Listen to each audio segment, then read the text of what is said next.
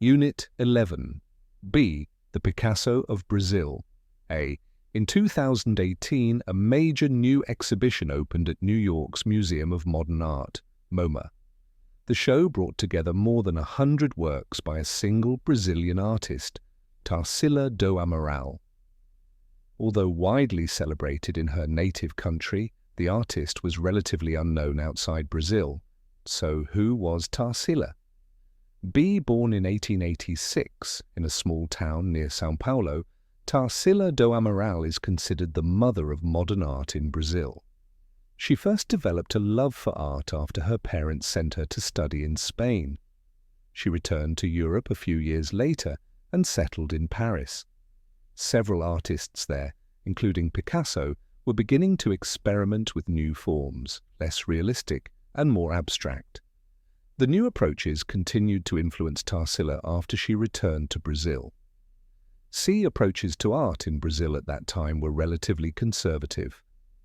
Traditional European styles dominated, with works mainly featuring natural, religious, or historical scenes in soft colors. Tarsila decided to take a different direction. "I want to be the painter of my country," she wrote. Her images began to reflect Brazil's diverse identity, a mix of native, African, and European peoples. She used strong, vivid colors to paint real-life scenes of the nation's farmers, countryside, and wildlife. This had never been done before in Brazilian art. One of Tarsila's most famous works is Abaporu, 1928.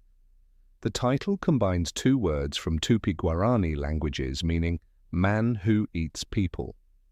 The painting has a playful, surreal quality, but its look and feel are distinctly Brazilian.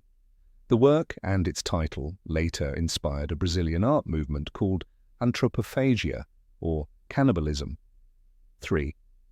Brazilian artists began to take in, or digest, styles from other cultures and mix them with local influences. The result was something uniquely Brazilian.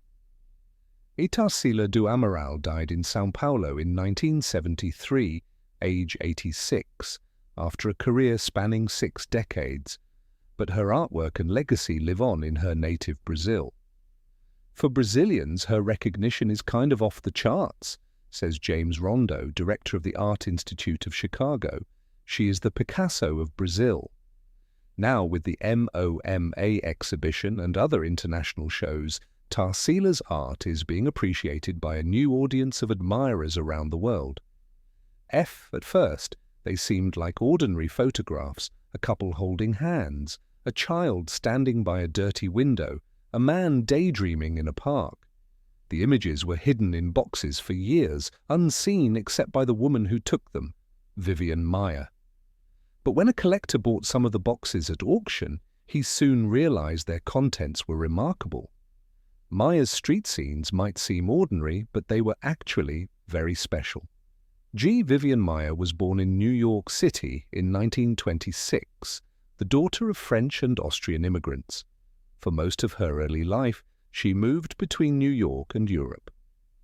In 1956, she moved to Chicago, where she worked as a nanny and caregiver.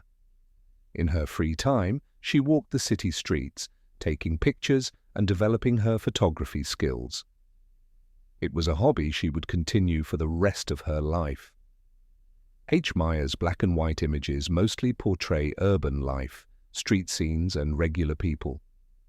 Residents carry out everyday tasks, shopping, riding on buses, walking in a park. Often, she took her pictures in secret. People are caught acting naturally, unaware that they are being photographed. Many of the photos reveal something personal, and often deeply moving. They show us the beauty, humor, pain, and the mystery of normal life. In total, Maier took over 100,000 photographs, but she developed very few.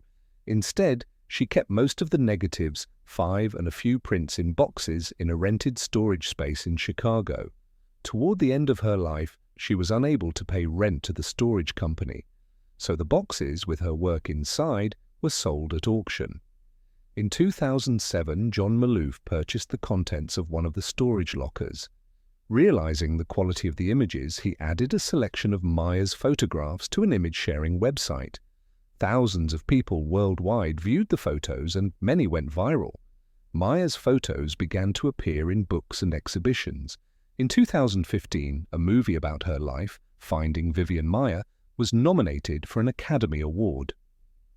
K. It is not known why Maya kept her photos secret or how she might feel about her worldwide fame. She died in April 2009 in a nursing home in the Chicago suburbs. Much of Maya's life remains a mystery, but her talent as a visual storyteller, for so long hidden in darkness, has finally seen the light of day.